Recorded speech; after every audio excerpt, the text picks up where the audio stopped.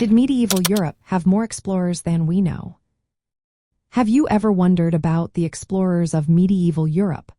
While we often think of the Age of Discovery as the golden age of exploration, the medieval period had its own explorers, though their stories are less known. During this time, exploration was not as widespread or documented as it would become later. In the late Middle Ages, several events set the stage for exploration. The decline of the Mongol Empire made overland trade routes to Asia more dangerous. This pushed Europeans to seek new sea routes to access valuable goods like spices. The control of trade routes by the Ottoman Turks and Venetian merchants also limited access to the East.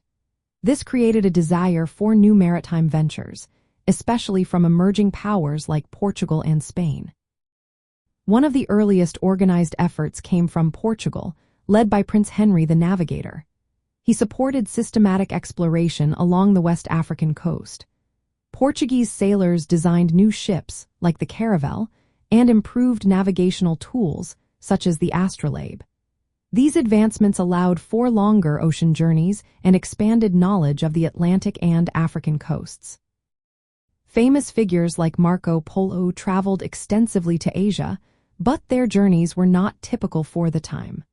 The information gained from these travels, along with better maps and navigation techniques, encouraged more Europeans to venture beyond their familiar waters.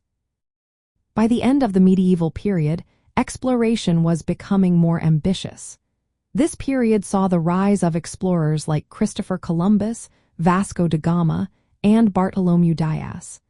Their voyages opened new sea routes and marked the beginning of European overseas expansion. While medieval Europe did have explorers, many of their journeys were less documented and not as extensive as those in the Age of Discovery. The late medieval period was a time of transition. Exploration began to shift from limited coastal voyages to larger ocean expeditions, driven by changing political, economic, and technological conditions. This suggests that there may have been more exploration activity in medieval Europe than we commonly recognize. However, it was the developments at the end of this era that truly expanded European horizons and set the stage for the future of exploration.